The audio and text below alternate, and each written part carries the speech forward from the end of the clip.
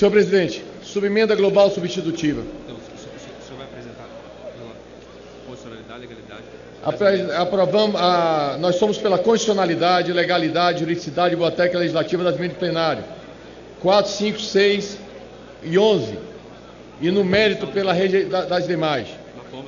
Na forma da subemenda substitutiva global que passo a ler agora. Congresso Nacional, subemenda substitutiva global, dispõe sobre os contratos de terceirização e a relação de trabalho deles decorrentes. O Congresso Nacional decreta: essa lei regula os contratos de terceirização de relações de trabalho dele decorrentes. Essa lei regula os contratos de terceirização e relações de trabalho dele decorrentes. Parágrafo 1º. O disposto dessa lei aplica-se às empresas privadas, públicas, sociedade de economia mista, suas subsidiárias e controladas no âmbito da União, do Estado, do Distrito Federal e dos municípios. Parágrafo 2º. A disposição dessa lei não se aplica aos contratos de terceirização no âmbito da administração pública direta, autárquica e fundacional da União, dos Estados, do Distrito Federal e dos municípios. Parágrafo 3º. Aplica subsidiariamente ao contrato entre a contratante e a contratada o disposto no Código Civil, instituído pela Lei nº 1046, de 10 de janeiro de 2002. Para fins dessa lei, considera-se terceirização a transferência pela contratante da execução de parcela de qualquer das suas atividades da contratada para que essa realize a mesma na forma prevista nesta lei. Contratante: a pessoa jurídica que celebra contrato de prestação de serviços determinados, específicos e relacionados à parcela de qualquer das suas atividades, com empresa especializada na prestação dos serviços contratados, nos locais determinados no contrato e em seus aditivos. Terceiro, a pessoa jurídica cujos titulares nos últimos... Artigo 2º. Para fins dessa lei, considera-se contratada a empresa especializada que presta serviço determinado e específico relacionado à parcela de qualquer atividade da contratante e que possui qualificação técnica para a prestação do serviço contratado e capacidade econômica compatível com a sua execução. Parágrafo 1º. Podem figurar como contratante nos termos do inciso 2º do caput desse artigo o produtor rural, pessoa física e o profissional liberal no exercício da sua profissão. Parágrafo 2º. Não podem figurar como contratada nos termos do inciso 3º do caput desse artigo. Primeiro, pessoa jurídica cujo sócio ou titular seja administrador ou equiparado da contratante. 2. Pessoa jurídica cujos titulares ou sócios guardem cumulativamente com a contratante do serviço relação de pessoalidade, subordinação e habitualidade. 3. A pessoa jurídica cujos titulares nos últimos 24 meses tenham prestado serviços à contratante na qualidade de empregado ou trabalhador, sem vínculo empregatício, exceto se referidos titulares ou sócios sejam aposentados. Parágrafo 3º. A contratada deverá ter um objeto social único, compatível com o serviço contratado, sendo permitido mais de um objeto quando se referir a atividades que recaiam na mesma área de especialização. Parágrafo 4º. Deve constar expressamente do contrato social da contratada a atividade exercida em conformidade com o artigo 511 da CLT, aprovada pelo Decreto-Lei 5452 de 1º de maio de 1943. Parágrafo 5º. A qualificação técnica da contratada para a prestação do serviço contratado deverá ser demonstrada mediante: 1. Comprovação de aptidão para o desempenho de atividade pertinente e compatível com o objeto do contrato. 2. Indicação das instalações, dos equipamentos, do pessoal adequado e disponíveis para a realização do serviço. 3. Indicação da qualificação dos membros da equipe técnica que se responsabilizará pelo trabalho quando for o caso. Parágrafo 6º. Tratando-se de atividade para a qual a lei exige a qualificação específica, a contratada deverá comprovar possuir o registro de empresa e a anotação dos profissionais legalmente habilitados, nos termos da Lei 6839, de 30 de outubro de 1980. Artigo 3º. A contratada é responsável pelo planejamento e pela execução dos serviços, nos termos do contrato com a contratante.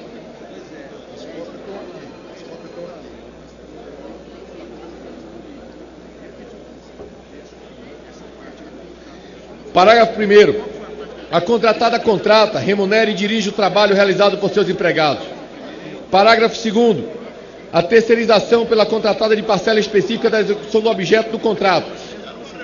somente poderão ocorrer quando se tratar de serviços técnicos e especializados e mediante a previsão no contrato original. Parágrafo 3º. A excepcionalidade a que se refere o parágrafo 2º deste artigo deverá ser comunicada aos sindicatos, aos trabalhadores das respectivas categorias profissionais. Artigo 4º.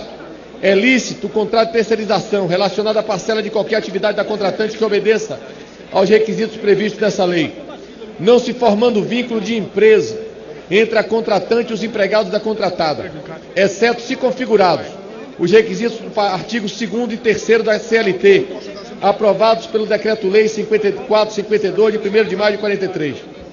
Parágrafo 1º. Configurados os elementos da relação de emprego entre a contratante e o empregado da contratada, a contratante ficará sujeita a todas as obrigações dela decorrentes, inclusive trabalhistas, tributárias e previdenciárias. Parágrafo 2º.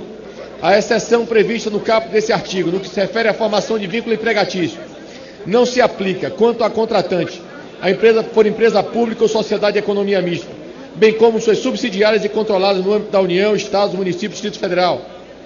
Parágrafo 3º. É vedada a intermediação de mão de obra, salvo as exceções previstas em legislação específica. Artigo 5º. Além das cláusulas inerentes a qualquer contrato, deve constar no contrato de terceirização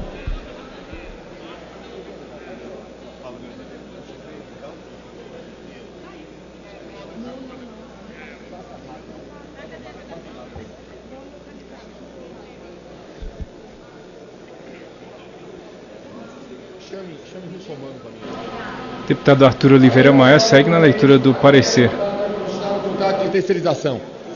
A especificação do contrato a ser prestado, o local e o prazo para a realização do serviço, quando for o caso. Terceiro, a exigência de prestação de garantia pela contratada em valor correspondente a 4% do valor do contrato, limitada a 50% do valor equivalente ao mês de faturamento do contrato em que ela será prestada. 4. A obrigatoriedade da fiscalização pela contratante do cumprimento das obrigações trabalhistas decorrentes do contrato, na forma do artigo 15º desta lei. 5º. A possibilidade de interrupção do pagamento dos serviços contratados por parte da contratante, se for constatado o inadimplemento das obrigações trabalhistas e previdenciárias pela contratada. 6º. A possibilidade de retenção em conta específica das verbas necessárias ao adimplemento das obrigações referidas no artigo 5º desta lei. Parágrafo 1º. Para contratos nos quais o valor da mão de obra seja igual ou superior a 50% do total, a garantia que se refere ao inciso 3º do caput deste artigo será correspondente a 4% do valor do contrato, limitado a 130% do valor equivalente ao mês do faturamento do contrato a que ela será prestada.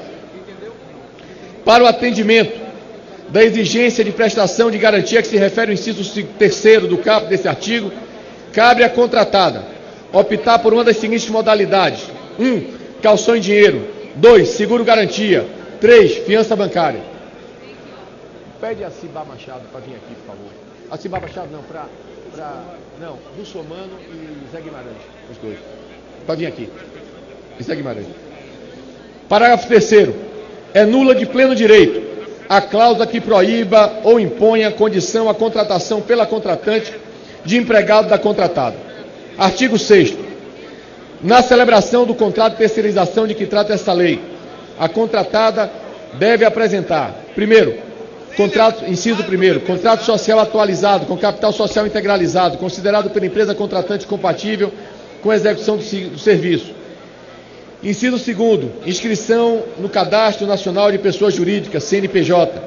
Terceiro, registro na Junta Comercial. Artigo 7º. A contratante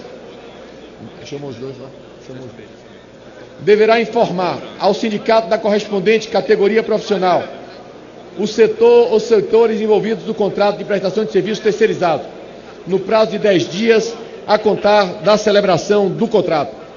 Parágrafo único.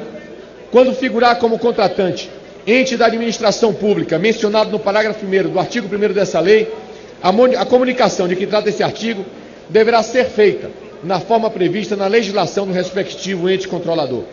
Artigo 8º. Quando o contrato de terceirização se der entre empresas que pertencem à mesma categoria econômica, os empregados da contratada, envolvidas no contrato, serão representados pelo mesmo sindicato que representa os empregados da contratante, na forma do artigo 511 da CLT, observadas as respectivas convenções e acordos coletivos de trabalho. Artigo 9º. Os contratos relativos a serviços continuados podem prever que os valores provisionados para pagamento de obrigações de natureza trabalhista e previdenciária dos trabalhadores que tenham sua atividade integralmente voltada para a execução do serviço contratado sejam depositados pela contratante em conta vinculada, aberta no nome da contratada e em face do contrato, que somente poderá ser movimentada por ordem da contratante. Chama rápido aí a menina que ficou buscar a técnica tributária com dela.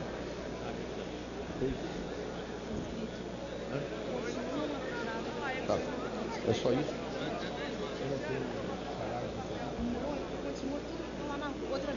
Parágrafo único.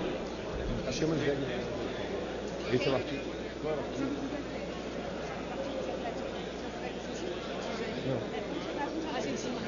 Parágrafo único. Parágrafo único. Entenda-se por serviços continuados, para fim desse artigo, aquele cuja necessidade de contratação estenda-se por mais de um exercício financeiro e continuamente. Artigo 10º.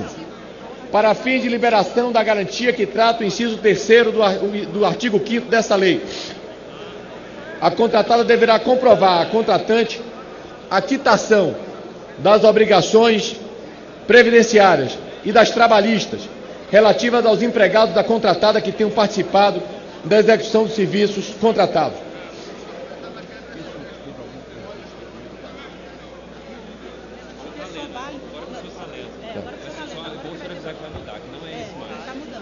Parágrafo 1º. A garantia terá validade por 90 dias após o encerramento do contrato, para fim de quitação de obrigações trabalhistas e previdenciárias. Parágrafo 2º. Para contratos nos quais o valor da mão de obra seja igual ou superior a 50% do total, a garantia terá validade de 90 dias após o encerramento do contrato. Artigo 11º. É vedada à contratante a utilização dos empregados da contratada em atividades distintas daquelas que são objeto do contrato. Artigo 12. São asseguradas aos empregados da contratada enquanto os serviços forem executados em dependência da contratante ou em local por elas designados nas mesmas condições. Relativas a, primeiro, alimentação garantida aos empregados da contratante quando oferecida em refeitórios. B. Direito de utilizar os serviços de transporte. C. Atendimento médico ambulatorial existente nas dependências da contratante ou local por ela designado. D. Treinamento adequado, fornecido pela contratada, quando a atividade exigir. 2. Inciso 2º. Sanitárias de medida de proteção à saúde e segurança no trabalho e de instalações adequadas à prestação do serviço. Parágrafo único. Nos contratos que impliquem mobilização de empregados da contratada em número igual ou superior a 20% dos empregados da contratante, essa poderá disponibilizar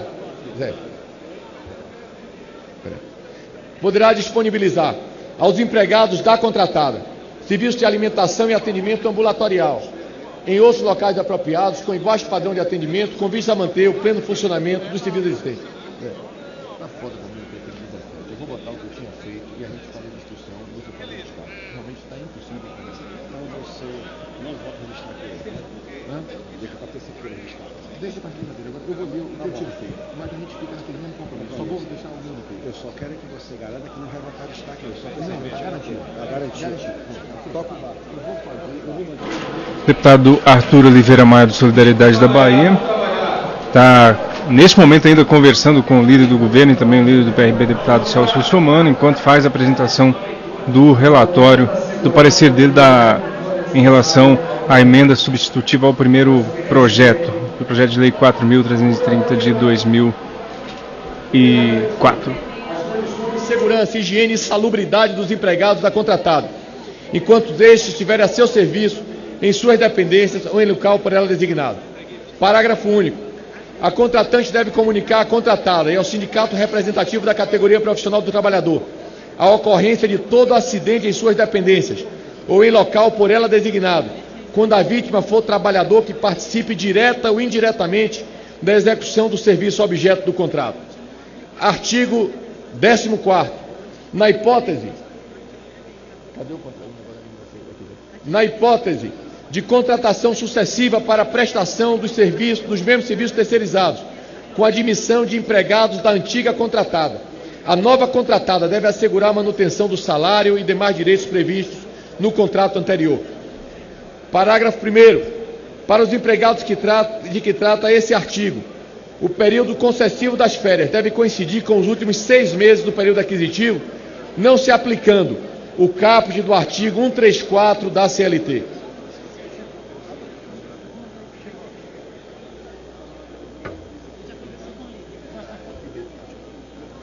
Parágrafo 2º. Havendo a rescisão do contrato de trabalho antes de completado o período aquisitivo, a compensação devida será feita no momento da quitação das verbas rescisórias, observado o artigo 477, parágrafo 5º da CLT. Parágrafo 3º. É vedada a redução do percentual da multa prevista no artigo 18, parágrafo 1º, da Lei 8036, de 11 de maio de 1990, na rescisão contratual dos empregados de que trata esse artigo. Artigo 15º. A responsabilidade da contratante em relação às obrigações trabalhistas e previdenciárias devidas pela contratante é subsidiária se ela comprovar a efetiva fiscalização do seu cumprimento, nos termos dessa lei, e solidária se não comprovada a fiscalização. Parágrafo único. Na hipótese de subcontratação de parcela específica da execução do serviço objeto do contrato na forma do parágrafo 2º do artigo 3º desta lei, aplica-se o disposto no caput desse artigo cumulativamente à contratante no contrato principal e àquela que subcontratou os serviços. Artigo 16. Entende-se por fiscalização, para efeitos do artigo 15º dessa lei, a exigência mensal pela contratante da comprovação do cumprimento das seguintes obrigações trabalhistas e previdenciárias em relação aos empregados da contratada que efetivamente participarem da execução dos serviços terceirizados, durante o período e nos limites da execução dos serviços contratados. Primeiro, pagamento de salários adicionais, horas extras, repouso semanal remunerado e 13º salário. Segundo, concessão de férias remuneradas e pagamento do respectivo adicional. Terceiro, concessão do vale transporte quando for devido. Quarto, depósitos do fundo de garantia por tempo de serviço.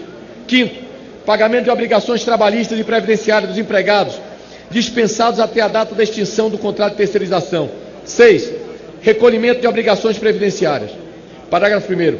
Caso não seja comprovado o cumprimento das obrigações trabalhistas e previdenciárias a que se refere o caput desse artigo, a contratante comunicará o fato à contratada e reterá o pagamento da fatura mensal em valor proporcional ao inadimplemento, até que a situação seja regularizada.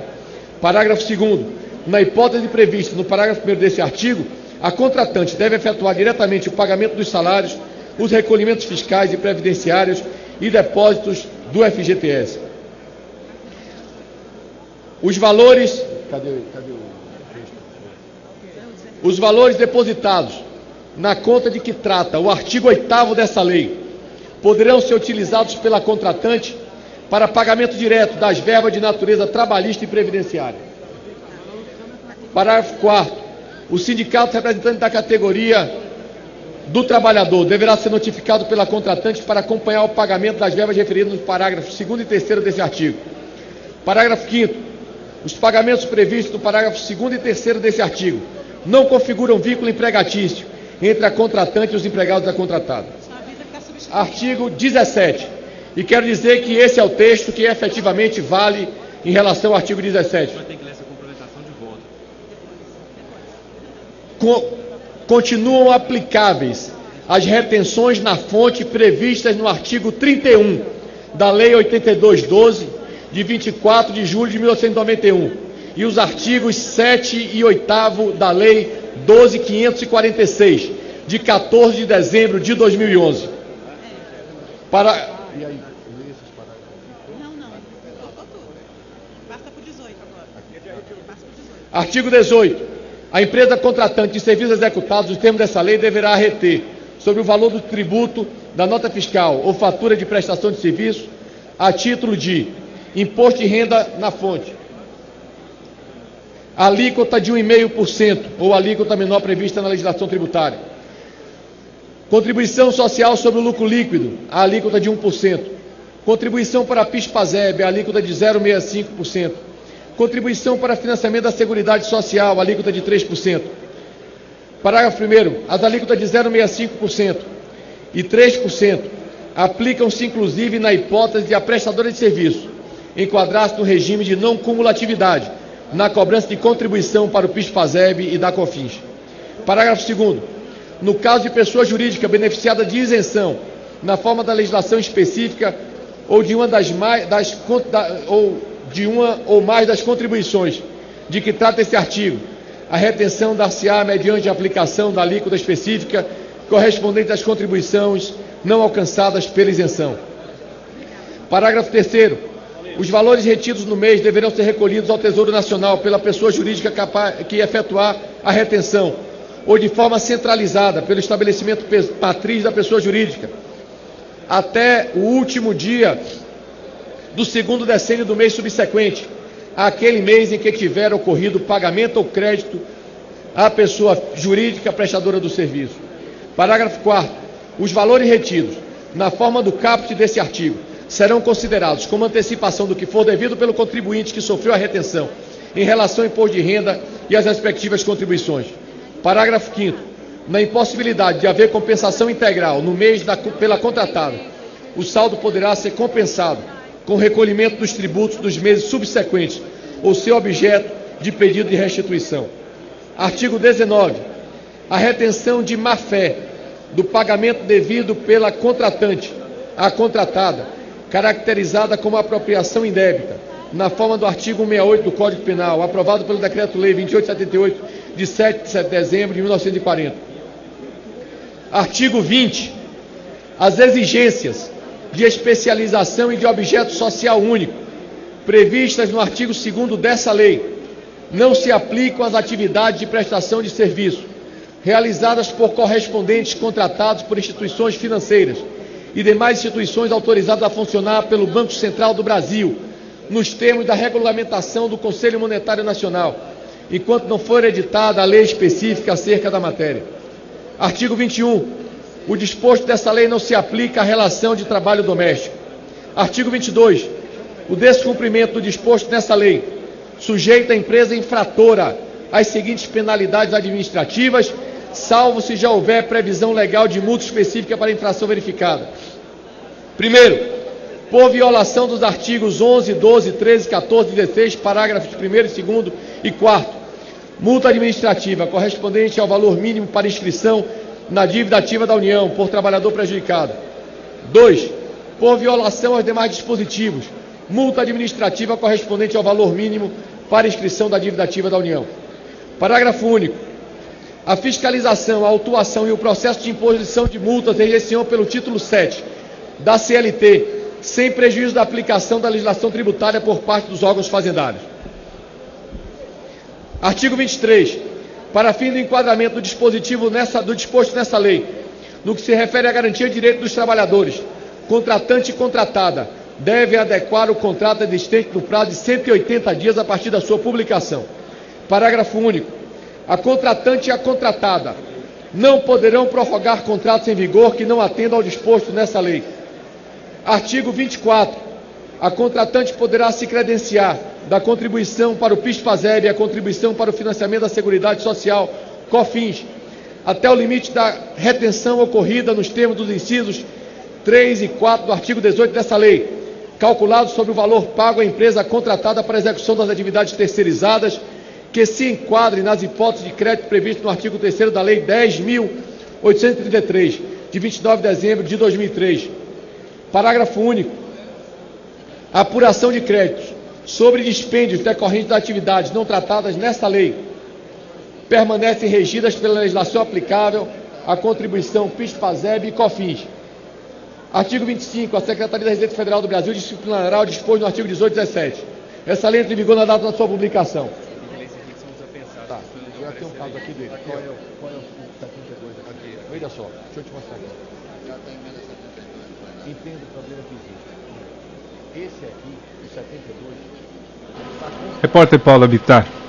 Oi, Carlos. O relator, deputado Arthur Oliveira Maia, do Solidariedade da Bahia, terminou agora a leitura do relatório da subemenda que ele apresentou, que é um novo texto, essa proposta que regulamenta os contratos de terceirização, as atividades terceirizadas. Na leitura, ele manteve essa possibilidade de que toda e qualquer atividade possa ser alvo de terceirização, ao contrário do entendimento da Justiça do Trabalho atual, que prevê que apenas as atividades meio de uma empresa podem ser terceirizadas e não as atividades fim. Por exemplo, num banco, as atividades dos bancários não poderiam ser terceirizadas, mas sim as atividades do pessoal da faxina, da Copa, enfim. Ele manteve essa previsão e fez algumas alterações de último momento aqui.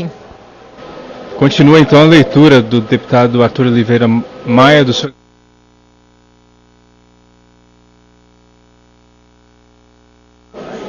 exame cabe à CCCJ, assim como a juridicidade e a técnica legislativa. No mérito, os projetos de lei 6975/2006, 6832/2010, 3257/2012, 7892/2014, 236/2015, trazem importantes contribuições que já haviam sido incorporados ao substitutivo, apresentamos anteriormente aqui nesse plenário, merecem por isso ser aprovados.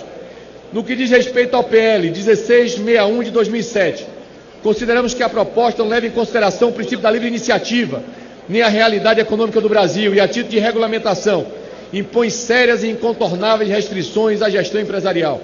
Conclusão: diante do exposto, somos pela constitucionalidade, juridicidade, boa técnica legislativa e no mérito, pela aprovação dos PLs 4330/2004, 6975/2006, 6832/2010, 3257/2012, 7892/2014, 236/2015, das emendas apresentadas pela SEDEIC no PL 4330/2004, números 3, 4, 7, 8, 11 e 12 de 2004, das emendas apresentadas na CETASP ao PL 4330/2004, de números 1, 3, 6 e 8, 2006, das subemendas apresentadas ao nosso substitutivo na CCJ, de números 2 e 5, aprovação parcial apenas em relação ao pagamento do direito pela contratante, 15, 33, 34 e 36, aprovação parcial apenas em relação à alteração do parágrafo 1º do artigo 3º do substitutivo anexo, 47, 51, 54 e 56, aprovação parcial apenas quanto ao acréscimo de horas extras no inciso 1º do artigo 16 do substitutivo anexo, 65, 66, 72, 73, 83, 101, 105, aprovação parcial apenas dos incisos 3 do artigo 5º do substitutivo anexo, 110, 111, 114 e 118, da rejeição dos PLs 5439/2005, 1621/2007, apensados as emendas apresentadas no SEDEIC ao PL 4330/2004,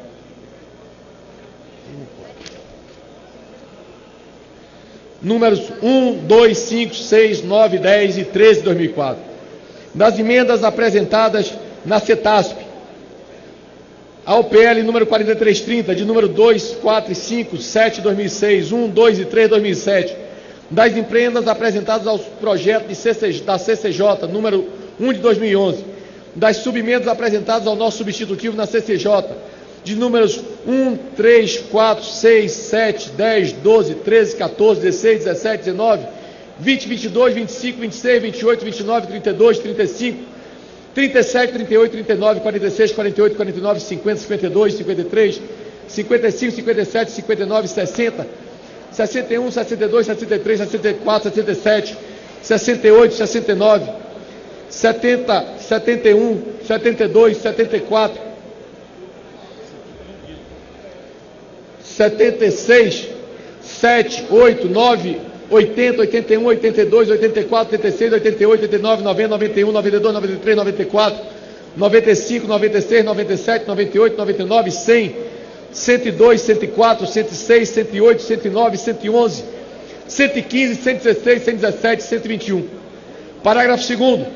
pela constitucionalidade, juridicidade e boa técnica legislativa na forma da subemenda substitutiva global anexa e no mérito, pela aprovação parcial das subemendas apresentadas ao nosso substitutivo na CCJ, números 9, 11, 30 e 87, pela constitucionalidade, juridicidade e má técnica legislativa e no mérito, pela rejeição das subemendas apresentadas ao nosso substitutivo na CCJ, números 8, 21, 23, 27, 31, 58, 103, 113 e 120, pela inconstitucionalidade, juridicidade e boa técnica legislativa e no mérito, pela rejeição das subemendas apresentadas no nosso substitutivo na CCJ, número 24 e 85, pela inconstitucionalidade, juridicidade e má técnica legislativa e no mérito, pela rejeição da subemenda 18, apresentada no nosso substitutivo na CCJ, sala da sessão do Congresso Nacional, no dia 8 de abril de 2015, salvo melhor juízo, deputado Arthur Maia, relator. Senhores e senhoras, eu quero dizer que muitas das emendas que estão aqui, e até mesmo a preocupação de alguns companheiros deputados que aqui cobraram até a hora da leitura desse parecer a distribuição da cópia do parecer. Acontece que nós tivemos toda a boa vontade em acatar as solicitações trazidas aqui pelo Ministério da Fazenda, que em nome da responsabilidade fiscal apresentou uma série de alterações a esse texto. Essa tentativa nossa de tentar chegar a uma compatibilização da aprovação do projeto sem trazer nenhum prejuízo à arrecadação do governo federal fez com que nós tivéssemos esse atraso na apresentação dessas emendas. De sorte que nós hoje estaremos aqui aprovando esse texto que acaba de ser lido. Entretanto, no acordo que foi feito com o líder do governo, o deputado José Guimarães, junto com outros líderes partidários, serão apresentados aqui alguns destaques de votação em separado, para tratar de temas que são realmente relevantes e cuja a opinião decisiva será tomada apenas na semana que vem, na terça e na quarta-feira, quando da votação dos destaques. Dentre esses temas, será destacado pelo líder do governo a leitura que fiz, por exemplo, do artigo 17, que diz respeito à cobrança da contribuição social. De outros companheiros deputados, como aqui o deputado Wellington Roberto, que deseja ver incluído nesse parecer o serviço público federal, como também submetido a esta lei, e que é um tema que também trataremos nesse destaque.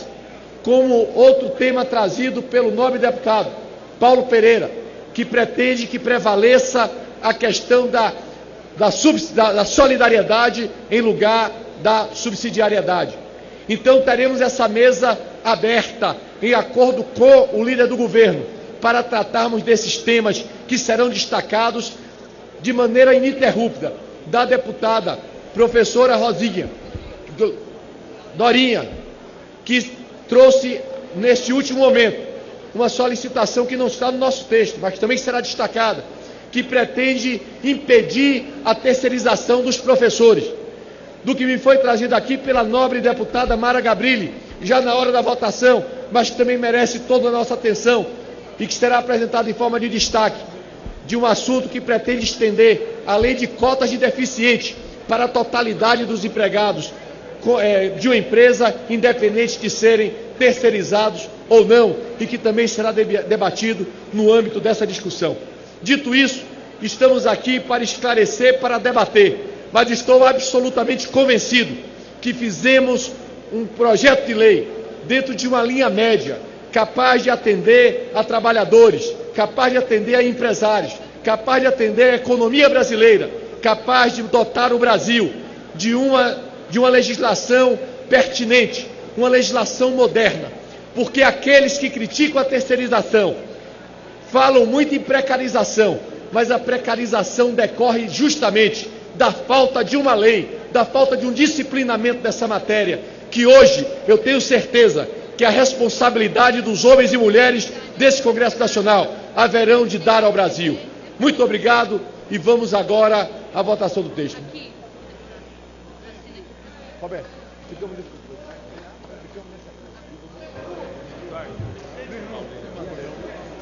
terminou depois.